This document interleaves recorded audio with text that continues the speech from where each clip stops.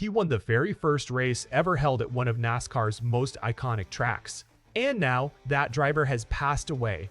Richard Brickhouse, the man who won the inaugural Talladega 500, died at 87.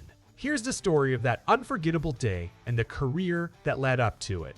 And hey, real quick, if you are a true NASCAR fan like me, go ahead and drop a like and subscribe to the channel. NASCAR Nation news is just getting started.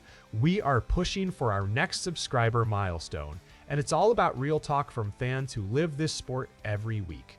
All right, let's get into it. Richard Brickhouse passed away this past Friday, July 24th.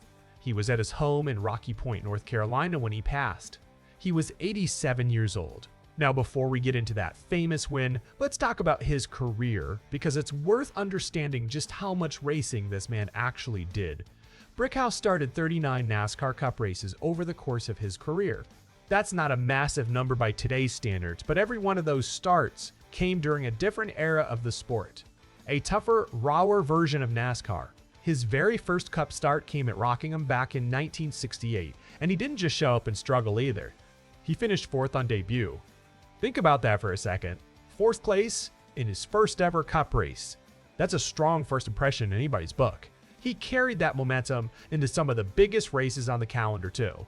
Brickhouse ran the Daytona 500 in both 1969 and 1970. In 69, he crossed the line 12th. Then in 1970, he went one better, finishing 6th. Two very respectable runs at the biggest race in the sport. But you know, none of that is actually why we're talking about Richard Brickhouse today. His defining moments, the one that will always be tied to his name, happened at a brand new track in 1969. Talladega Superspeedway. Here's the thing about that race though.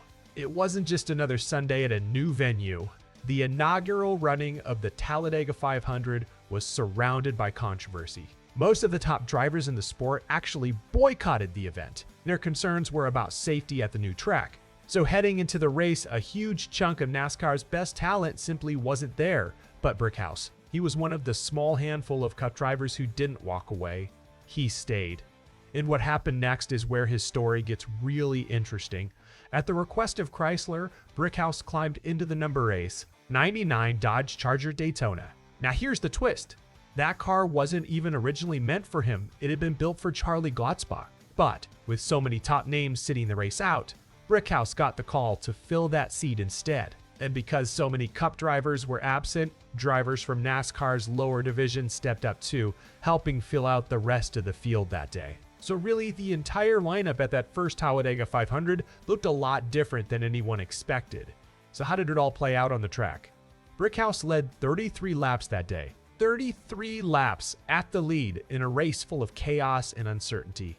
And when it mattered most, he beat Jim Vandiver to the checkered flag. That result gave Richard Brickhouse his one and only win as a NASCAR Cup Series driver.